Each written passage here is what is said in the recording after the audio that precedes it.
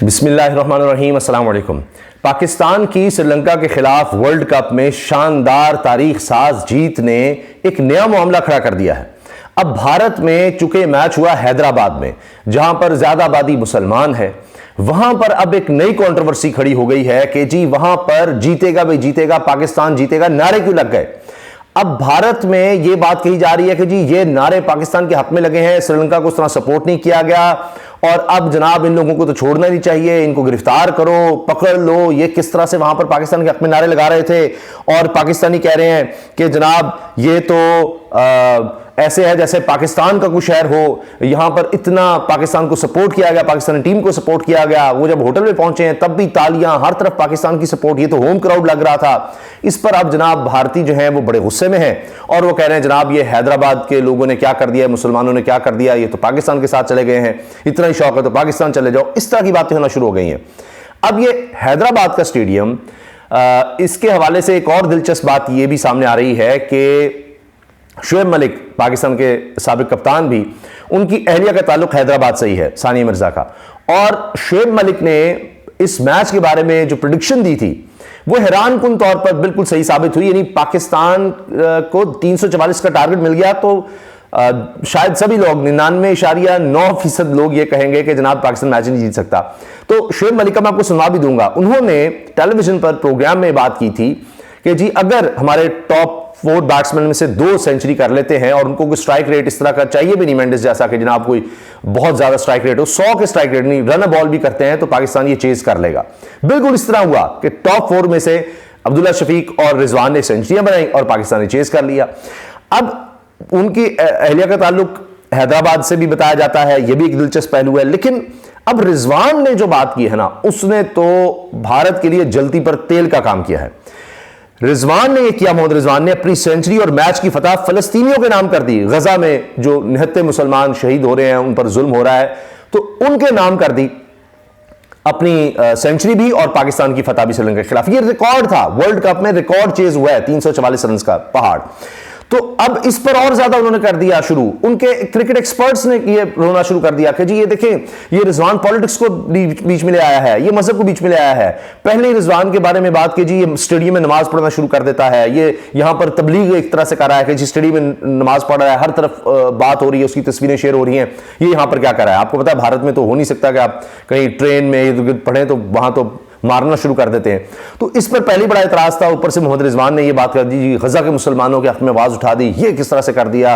और भारत तो बड़ा इत्तेहादी है इसराइल का, और वहां पर अब आप देखें ये बात बहुत ज्यादा करना शुरू कर दी गई है कि ये इन्होंने कैसे कर दिया, क्या कर दिया। पहले आप ये सुनिए कि शुएब मलिक ने क्या कहा था, उसका कुछ हिस्सा, और उसके बाद मैं आपको बताऊंगा, दिखाऊंगा भी कि अब किस तरह से शोर मचाया जा रहा है। ये भी है कि चेजिंग में चांसेस हैं, ये रन चेज हो सकते हैं। जो हमने 2 प्रीवियस मैचेस खेले, ये उससे बहुत बेहतर पिच है। नवाज का उस तरह टर्न नहीं हुआ, शादाब का बॉल टर्न नहीं हुआ, और अंडर लाइट्स ये देखिए, ये वो बता रहे थे कि अंडर लाइट्स पाकिस्तान ये चेज कर सकता है।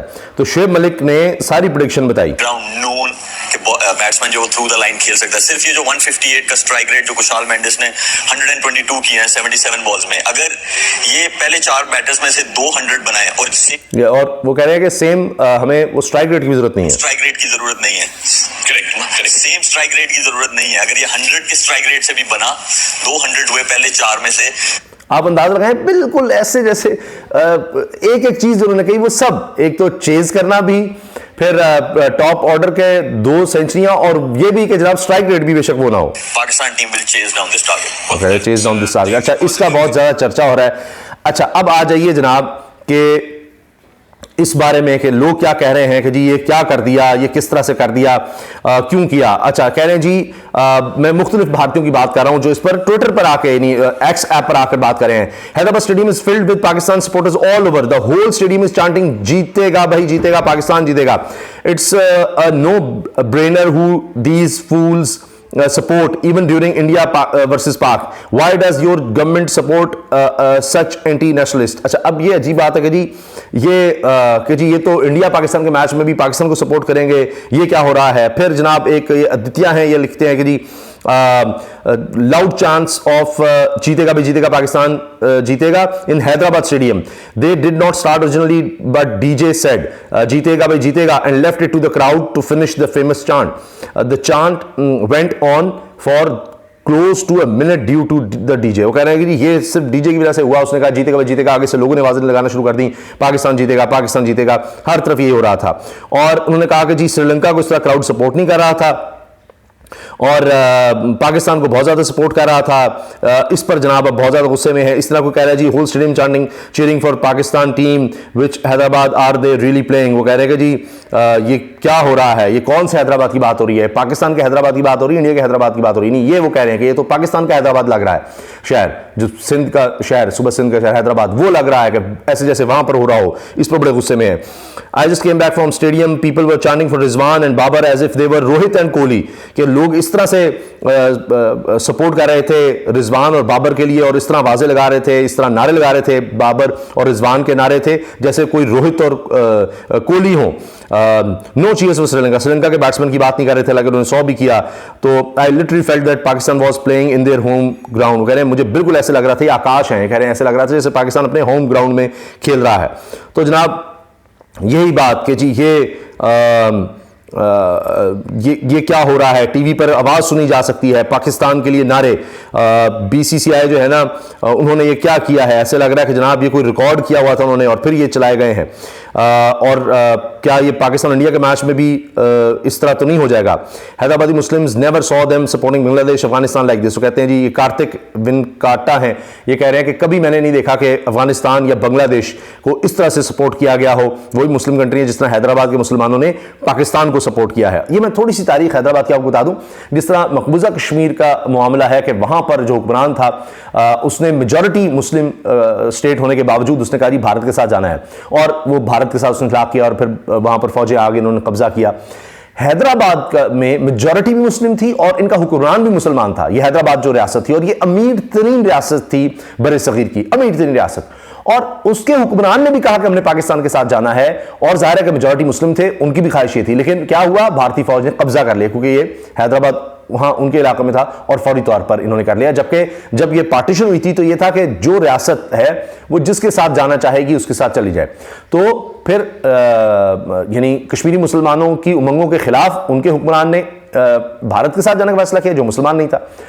तो उधर आप देखिए क्या हुआ. और यहां पर मुसलमान मेजॉरिटी, हुक्मरान भी मुसलमान, लेकिन वो नहीं होने दिया गया और वो हो गया. आज तक वो जो है ना मामला आप देखिए, शायद इस वजह से हैदराबाद की मुसलमान मेजॉरिटी जो है वो पाकिस्तान को सपोर्ट कर रही है. तो इस पर अब इस तरह की इतराजात कि इनको पकड़ लो, उठा लो, गिरफ्तार करो. Don't you think then Jay Shah is responsible for this? He could have had closed door matches for Pakistan games and probably going a step ahead, not invited Pakistan team for the cricket World Cup. कहते हैं जय शाह को चाहिए था कि वो एक तो बंद मैच रखता, लोगों को आने नहीं देते थे इस मैच में, या हैदराबाद में मैच न रखता, या पाकिस्तान टीम को ही ना बुलाते. ये देखिए ये हालत हो रही है. जीतेगा भी जीतेगा पाकिस्तान जीतेगा, ये जनाब हैदराबाद स्टेडियम में नारे लग गए और सारे जो सोशल मीडिया यूजर्स हैं भारत में सख्ता तारी हो गया, ये कहा जा रहा है जी. अब ये opindia.com एक साइट है और उन्होंने एक्स ऐप पर ये चीज़ कही है. फिर जनाब ब्रूटल ट्रूथ भी ये कह रहे हैं कि जी ओहो जीतेगा भी जीतेगा पाकिस्तान जीतेगा, ये क्या हो गया. और फिर जनाब हैदराबाद के तो करीब है श्रीलंका, लेकिन ये क्या हो गया, पाकिस्तान के हक में क्यों नारे लग गए. हर तरफ यही है. और वो कह रहे हैं जी हम तो सिर्फ पाकिस्तान को इसलिए अलाउ किया कि जी आईसीसी की वजह से उसके रूल्स हैं, और वरना पाकिस्तान को किसी प्लेयर को वीज़ा ही नहीं देना चाहिए था. पाकिस्तान किसी प्लेयर को इंडिया का वीज़ा ही नहीं देना चाहिए था. ये ब्रूटल ट्रूथ जनाब ये कह रहे हैं. आप अंदाज़ा लगाएं नफरत का.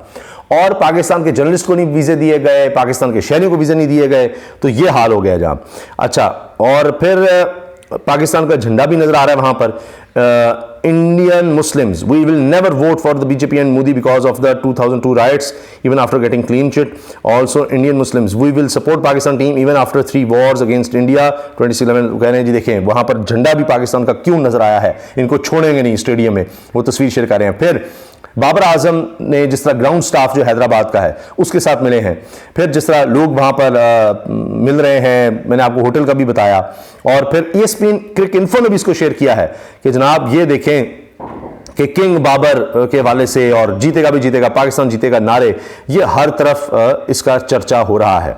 और इसी तरह इसको शेयर किया जा रहा है, लोग बता रहे हैं कि जनाब हर तरफ पाकिस्तान जिंदाबाद के नारे। और रिजवान के हवाले से मैंने आपको बताया कि उनके एनालिस्ट भी कह रहे हैं जी, रिजवान ने ये कह दिया है कि मैं अपनी सेंचुरी, पाकिस्तान की जीत, ये गजा के लोगों के नाम करता हूं। शानदार परफॉर्मेंस थी उनकी और इस पर जनाब बहुत ज़्यादा इतराज़ हो रहा है और बहुत ज़्यादा आवाज़ें उठाई जा रही हैं, बहुत ज़्यादा प्रेशर में लाने की कोशिश हो रही है कि ये क्यों किया, कैसे किया, और इसकी जनाब कोई जैसे इन्वेस्टिगेशन होनी चाहिए। अब आप सुनिए कि किस तरह क्राउड ने आवाज़ें लगाई।